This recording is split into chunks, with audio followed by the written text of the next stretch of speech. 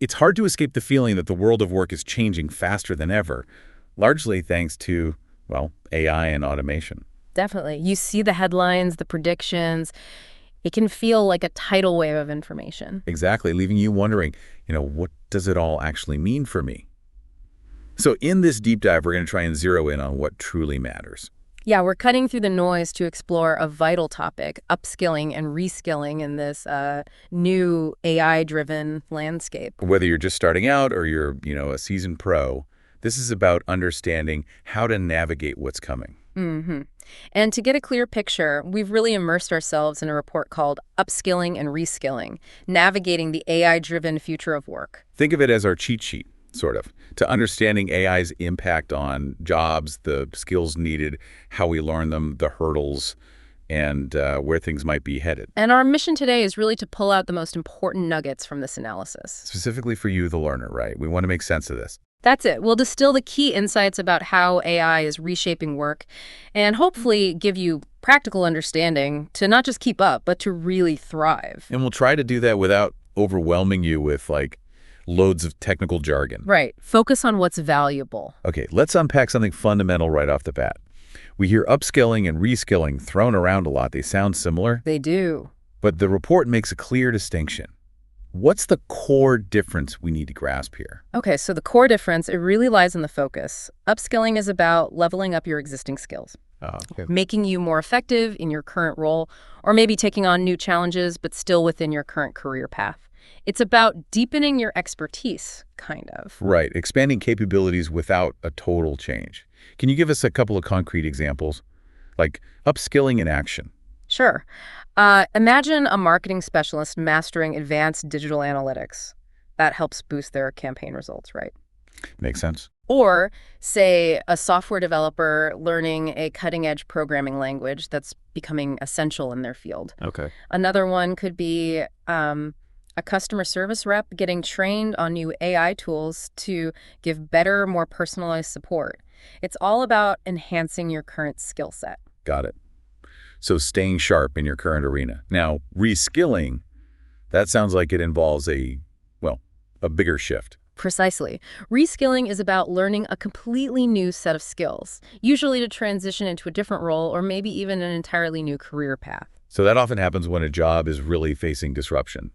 Automation, big tech shifts. Exactly. That's often the trigger. Okay, let's get some real-world examples of reskilling then. What might that look like? Okay, think of maybe a factory worker who retrains to become a technician, someone who maintains the robotic systems. Right, a totally different job. Or an administrative professional who learns data analysis, maybe moves into a data-focused department. Yeah, I can see that. Another one could be someone from a call center background, maybe taking courses in digital marketing to start a whole new career. Reskilling gives you the tools for a different direction. So, okay, both are about adapting, Yeah. clearly. But upskilling is more enhancing the present, while reskilling is really preparing for a different future. That sums it up well. It sounds like both are pretty critical right now, then. Absolutely critical. The report really emphasizes that in today's job market, these aren't just, nice to haves. They're essential. Yeah, essential for individual career security, definitely. Yeah. But also for organizations to stay competitive and, frankly, adaptable. Okay, so we understand why this is important for us as individuals. Now, let's zoom out a bit, look at the bigger picture. The report talks about the scale of these changes. Throwing around some pretty significant numbers. Job displacement, job creation due to AI. What are the key projections that really stand out? The scale is, it's substantial. And while the exact figures vary depending on the study, the overall trend points to significant workforce transformation. Like what? Well, the World Economic Forum's 2023 report, for example, projected a net loss globally of 14 million jobs by 2027. A net loss. Wow. Yeah, with maybe 83 million jobs potentially displaced, but around 69 million new ones emerging. That's a big shift happening relatively quickly. That is a notable net loss. But I feel like I remember seeing earlier projections, maybe a bit more optimistic. What causes that difference? You're right, there have been variations. Earlier WEF estimates, for instance, suggested a potential net gain in jobs. So why the change? It often comes down to the specific methods used in the studies, how fast they predict AI adoption, the types of new roles they anticipate. Right, different assumptions. Exactly. It really highlights the uncertainty in forecasting something moving this fast. McKinsey, for instance, gives a broader range, suggesting anywhere from 400 to 800 million jobs globally could be displaced by 2030. Oh, 400 to 800 million. That's huge. It is, with potentially 14% of the global workforce needing to transition to completely new types of roles. That's like 375 million people. Massive numbers. And it's not just about jobs disappearing, is it?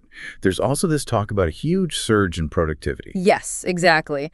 McKinsey also estimates a potential, get this, $4.4 trillion in annual productivity growth driven by AI. Wow. I mean, think about it. AI could automate so many routine tasks, freeing up people like us to focus on more strategic, creative stuff. Right. Goldman Sachs even suggests AI could eventually handle work equivalent to 300 million full-time jobs globally. Just in terms of the tasks it performs. Yeah. And more recently, PwC's 2024 CEO survey found that about a quarter of CEOs expect job cuts, like 5% or more, specifically due to Gen AI, just in 2024. A quarter, okay. And maybe even more striking, 3/4 of them believe Gen AI will significantly alter their business models within just 3 years. So businesses are definitely anticipating a major shakeup. And it's interesting, there was that other study, wasn't there? Yeah. About how this isn't just affecting manual jobs anymore. That's a really crucial insight. Yeah, this study using large language models, it indicated that something like 80% of the U.S. workforce could see at least 10% of their current tasks impacted. 80%. And maybe 19%, nearly 1 in 5 workers, might see over half their tasks affected. So it reaches pretty far up the skill chain. It absolutely underscores the broad reach of AI's potential impact. It's not just routine manual work anymore. Okay, it's quite a range in these projections, but the underlying message is crystal clear.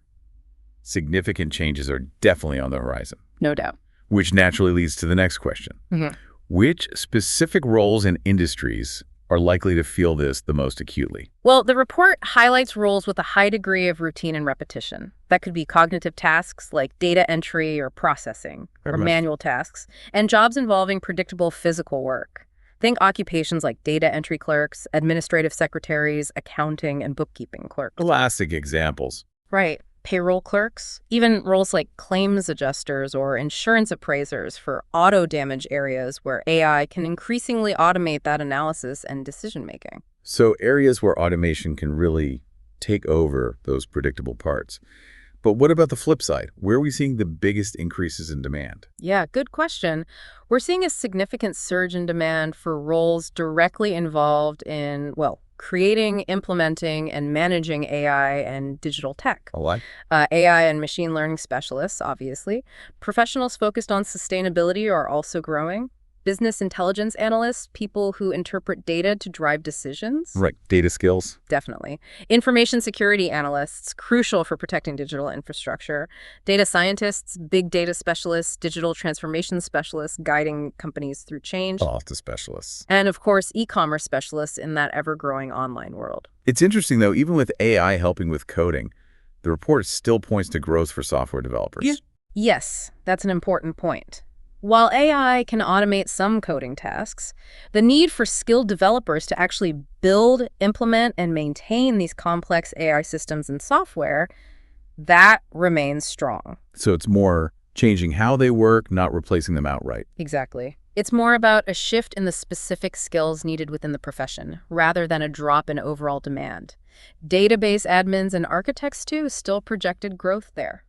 And it's not just individual job titles changing, but whole industries are shifting significantly. Yeah. Absolutely. The report flags several key industries in the middle of major transformation. Manufacturing, obviously, with robotics and automation. Finance, definitely. Yeah. AI impacting everything from fraud detection to customer service bots.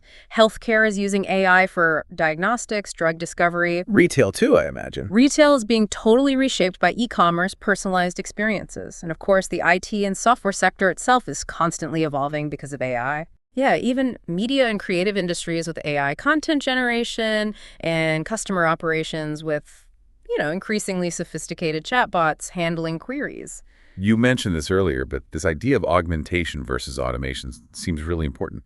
It's not always jobs disappearing completely. Right. But AI becoming a tool that changes how we do our jobs. That's such a crucial distinction. We often focus on job displacement, but the reality, in many sectors anyway, is that AI will augment human capabilities. How so? It'll handle specific tasks, often the repetitive ones, freeing up human workers like us to focus on areas needing higher-level thinking, creativity, complex problem-solving, those essential interpersonal skills. A human touch. Exactly. And PwC's AI Jobs Barometer actually supports this. It shows strong productivity growth in sectors more exposed to AI.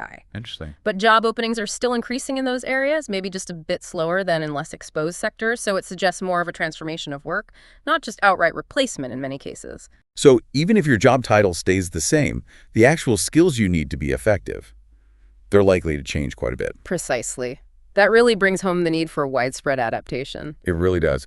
The WEF estimated, what was it, 40% of core skills changing by 2025? Yeah, around 40% by 2025, maybe 44% by 2027, according to slightly later estimates. It highlights that upskilling and reskilling aren't niche concerns. They're relevant to almost everyone. And with AI getting better at things like professional exams, even complex knowledge work, it feels like those uniquely human skills become even more valuable as differentiators. Exactly right. As AI takes on more routine cognitive tasks, the skills that truly set us apart, critical thinking, innovation, creativity, leadership, empathy, collaboration, they become absolutely paramount. Okay, so we have a pretty good sense of the scale of change and the areas most impacted. Now let's get down to brass tacks. Yeah. What specific skills are going to be essential? The report talks about building a future skills portfolio. What does that actually entail? Yeah, the future skills portfolio. It's basically a well-rounded collection of skills. You need technical abilities, sure, but also those crucial human or soft skills and fundamental digital competence. And the idea is that the shelf life of skills is shrinking, so we need to keep developing across all these areas. That's exactly it. Continuous development is key. Okay, let's break it down. Technical skills first. What are some of the high-demand technical skills we should be aware of? Well, no surprise, AI and machine learning skills are right at the top. That includes things like generative AI, natural language processing, and also prompt engineering. Prompt engineering that's getting good at talking to the AI, essentially. Pretty much, yeah. How to effectively communicate with AI systems to get the results you need. And the report notes these skills often command higher salaries, a wage premium. Makes sense. What else on the technical side? Closely linked is data science and analytics. The ability to work with data, extract insights, using tools like SQL, maybe visualization tools like Tableau or Power BI, data engineering. Cloud computing too, I bet. Definitely. Cloud skills across the major platforms, AWS, Azure, GCP, very high demand. Cybersecurity expertise is another big one, protecting all this digital stuff. Still need developers, though. Oh, yeah. Foundational skills in software development and engineering, common languages like Python, Java, they're still critical. And digital marketing and strategy, SEO, SEM, social media, marketing automation, that whole area remains vital. Okay, quite a list on the tech side. Now let's shift to those human or soft skills. Why are they suddenly so crucial in this automated world? Well, suddenly might be strong, but their importance is definitely amplified. These are the skills that AI, at least in its current form, really struggles to replicate effectively. They're what make us human, basically. Exactly. They distinguish our capabilities. So on the cognitive side, you've got analytical thinking consistently ranked top. Creative thinking is growing massively in importance. Complex problem solving, systems thinking, understanding how things connect. And then there's how we manage ourselves. Yeah. Self-efficacy skills. Right.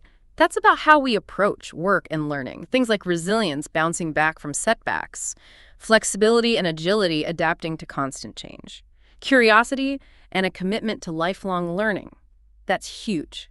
Motivation, self-awareness. Yes, motivation, self-awareness, and also stress tolerance, being able to handle the pressure of this changing environment. Those all sound incredibly important for just navigating day-to-day work now. What about how we interact with other people? Interpersonal skills are equally critical, leadership and social influence. Communication, especially advanced communication, negotiation, collaboration and teamwork, obviously, and emotional intelligence, empathy, understanding others. Any others highlighted? Yeah, the report also mentions things like adaptability again, taking ownership, and having a strong service orientation or customer focus. It's really clear it's not just about technical chops anymore. These human skills are front and center. They really are. And the report also emphasizes digital literacy. But it sounds like it's more than just knowing how to use Word or something. Oh, absolutely. Foundational digital literacy is basically a prerequisite now, but it means understanding how digital systems work, navigating online safely, cybersecurity awareness. And there's a new literacy mentioned too, AI literacy. Yes, AI literacy. This is key. It's the ability to understand, interact with, and crucially, ethically apply AI tools within your own job. You don't need to be an AI developer. Just a savvy user. Exactly, a savvy, responsible user. Ah. And yeah, the report includes a list, table 2, I think, of the top 15 skills for 2025-2030. Analytical thinking is always up there. Creative thinking's rise is noted. AI and big data are strategic priorities, and resilience, flexibility just keep coming up for navigating disruption. Okay, so we have a solid understanding now of the skills likely to be in high demand, but how do we actually figure out which ones we need to focus on? The report gets into self-assessment and gap analysis. Where does someone even begin with that? Right. Self-assessment is absolutely the essential starting point. It's about taking a really honest look inwards. At what specifically? Your interests, your core values, what really matters to you. Your personality traits, the skills you currently possess, both technical and soft, your knowledge base, your strengths, your weaknesses, and importantly, your aspirations for your career. It sounds like knowing yourself is the foundation. It really is. This process of self-reflection is crucial for building self-awareness, which then empowers you to make smart decisions about your professional growth. Are there particular tools or methods people can use to make that self-assessment effective? Yeah, there are definitely tools, both formal and informal approaches. Formal ones could be things like personality tests, Myers-Briggs or StrengthsFinder type things. Skills inventories can help catalog what you can do. Even 360-degree feedback from colleagues and managers. And informal methods. Equally valuable. Just reflecting on past projects, what went well, what didn't. Looking at performance reviews. Actively asking for feedback from people you trust in your network. And doing a personal SWOT analysis can be really insightful. Strengths, weaknesses, opportunities, threats relative to your career goals. Okay, so once we have a clearer picture of ourselves, our skills, what's next? That's where the skill gap analysis fits in, right? Identifying the missing pieces. Exactly. Skill gap analysis is precisely that. Identifying the gaps between your current skill set and the skills needed for your current job, or maybe a job you want, or even just the broader demands of your industry. How has this typically been done? Well, traditionally, it's often been based on self-reporting, ticking boxes on a form or maybe evaluations by managers during reviews. But the report suggests those have limitations. They do. As the report points out, these methods can suffer from inaccuracy. People aren't always great judges of their own skills. There can be bias, conscious or unconscious, and often they just aren't done frequently enough to keep up with how fast things are changing now. Okay, and this is where AI can potentially step in and offer a more robust solution. How can AI help with skill gap analysis? Yeah, AI-powered tools can significantly enhance this whole process. They can automate and standardize the creation of dynamic skill profiles. Dynamic how? By drawing on lots of different data points, maybe your work history from LinkedIn, completed projects tracked internally, specific tasks you've performed, certifications you've earned, training records, even real-time performance data if available. So it's less reliant on just what I say I can do. Exactly. It aims to be more objective, more up-to-date. It reduces the reliance on subjective self-assessments or infrequent manager reviews. Plus, these AI tools can then cross-reference your profile against current market trends, skills needed for in-demand jobs. So it can pinpoint the gaps more precisely and maybe even suggest what to learn. Precisely. It allows for a much more precise identification of skill gaps and can suggest relevant areas for development, maybe even specific courses or resources. That sounds way more efficient and data-driven. Okay, so we've used AI, maybe other methods, we've identified the gaps. What do we do with that info? This is where creating personalized learning roadmaps comes in. Exactly right. The insights from the gap analysis need to be translated into a concrete action plan. Otherwise, it's just interesting information. And that means setting goals. Yes. Setting clear, SMART goal-specific, measurable, achievable, relevant, and time-bound. This helps break down maybe a big, long-term career aspiration into smaller, manageable steps. And the roadmap itself. The learning roadmap then outlines the specific learning resources and strategies you'll use to hit those goals and bridge those skill gaps. It might include, enrolling in online courses, attending workshops, going for certifications, finding a mentor, on-the-job training, projects, lots of possibilities. The report also mentions career mapping. How is that different from a learning roadmap? Career mapping takes a slightly broader, longer-term view. It's more about visualizing potential career paths, often within a specific organization. So, like, if I start here, I could potentially move to this role, then that role. Kinda, yeah. Identifying the skills, experiences, maybe milestones needed for advancement along those paths, sometimes with a rough timeline. For companies, providing this kind of transparency about career paths is really valuable for employees. And the report stresses these aren't static documents, right? Roadmaps, career maps, they need updating. Absolutely. They have to be seen as living documents.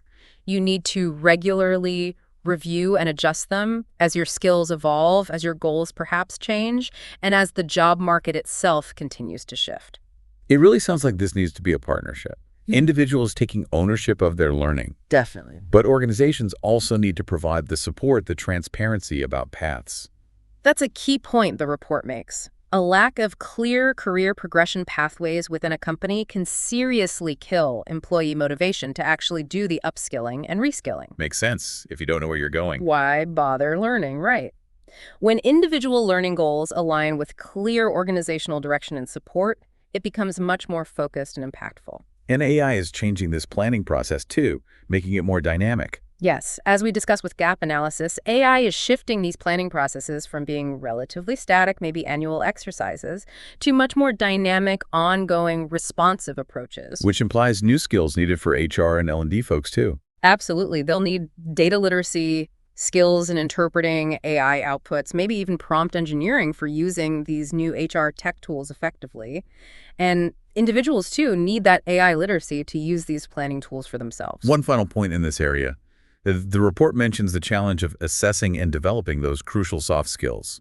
They're just harder to quantify than, say, knowing Python. They really are. That's a persistent challenge. So what are some effective ways to actually work on developing things like communication or collaboration? That's a very important point. Soft skills often need different learning methods than just reading a book or watching a video. Things like project-based learning, where you have to actually use the skills. Learning by doing. Exactly. Simulations that mimic real-world scenarios can be great. Mentorship is huge for developing skills like leadership or influence.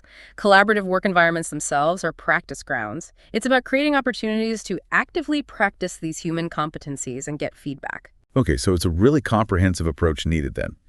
Understanding the big picture shifts, identifying the key skills, technical, human, digital, and then proactively charting your own learning journey using self-reflection, gap analysis, personalized roadmap. It is a lot to consider, yeah.